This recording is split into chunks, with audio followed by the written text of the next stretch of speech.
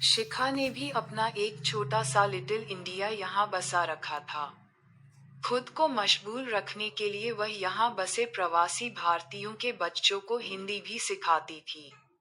मगर ससुराल कितना भी अच्छा क्यों न हो, मायका तो याद आता ही है न। बस वैसा ही होता है प्रवासी का जीवन।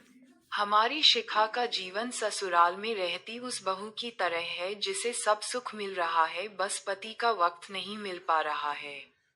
ऐसे में अपने वतन से उसकी दूरी उसे और बेचैन कर देती थी। शादी के कुछ शुरुआती साल बड़े ही मनमोहक थे, जैसे कि सबके होते हैं। फिर धीरे धीरे प्यार को जिम्मेदारियों और वक्त की कमी ने ऐसा घेरा कि प्यार की धूप ने इस पर दस्तक देना छोड़ दिया था।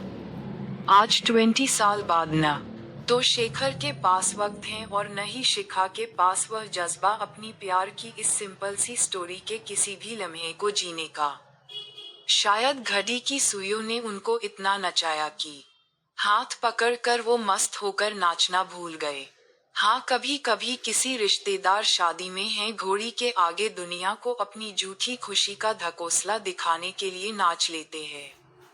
मगर उसमें वह बात नहीं होती जो उनके कॉलेज यूथ फेस्टिवल के जैम सेशन में होती थी। घर, बच्चों, माँ बाप और रिश्तेदारों की खुशी में उनका इतना समय जाता था कि खुद अपनी शर्तों पर जिंदगी बिताने का उनका वादा पता नहीं कहाँ किस कोने में मुंह छुपाए बैठा था कि ढूंढने पर भी नजर नहीं आ रहा था। दोनों एक दूसरे को मिस कर रहे थे मगर बोल नहीं रहे थे, क्योंकि एक साथ जो रहते थे एक ही घर में, तो आई एम मिसिंग यू बोलना थोड़ा अटपटा लगता न। यकीन नहीं आ रहा था कि जिन शेखर और शिखा ने दुनिया से बगावत कर दी थी अपने प्यार के लिए, आज वो अपनी शादीशुदा जिंदगी जी नहीं रहे बल्कि गुजार रहे हैं। जो युगल एक दूसरे के हाथ पकड़कर घंटों पता नहीं क्या बतियाते रहता था, आज उनके पास न तो प्यार भरे शब्द हैं बात करने के लिए और वक्त का तो मानो अकाल ही पड़ गया है। वक्त की चोट और उसके साथ रेस लगाने की होड़ बहुत कुछ ऐसा छीन लेती है जो भले ही आपको जिंदगी के मौलिक सुख न दे, मगर आत्मा को आराम जरूर दे सकता था। शेखर पर इतनी जिम्मेदारियां थी कि उसका ज्यादा समय घर से बाहर खुशियां कमाने में ही निकल जाता था और शिखा का प्यार अकेले अपने शेखर का इंतजार करते करते कब बूढ़ा होकर थकने लगा पता ही नहीं चला। मगर सच्चे प्यार की धड़कन भले ही बुरी हो जाए मगर मरती नहीं है। अगर वफा बाकी है तो प्यार फिर से उफान मारेगा। हाँ, हो सकता है उसमें जवानी वाली ताकत और जोश न हो मगर जज्बातों की गरीबी भी नहीं होगी।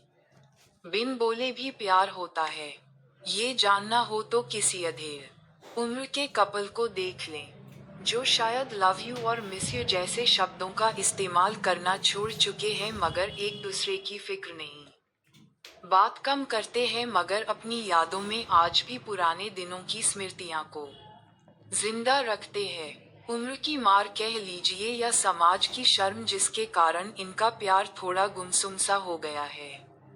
बीते पलों में खोई शिखा मन ही मन मुस्कुरा रही थी और तभी उसके मोबाइल की घंटी ने उसका ध्यान अपनी तरफ खींचा। शेखर कालिंग। शेखर तो कभी भी ऑफिस से फोन नहीं करते हैं।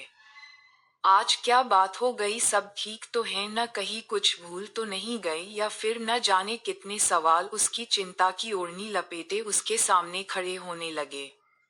शिखा ने फोन उठाया और बोला, सब ठीक तो है न शेखर। दूसरी तरफ से कोई आवाज नहीं आ रही थी मगर बैकग्राउंड में दोनों तरफ गाने की आखिरी लाइन बज रही थी, थम लेना जो देखो मुझे उड़ते हो, आजकल पांव जमीन पर नहीं पड़ते मेरे, तुमने देखा है कभी मुझको उड़ते हुए। प्लीज लाइक सब्सक्राइब करना।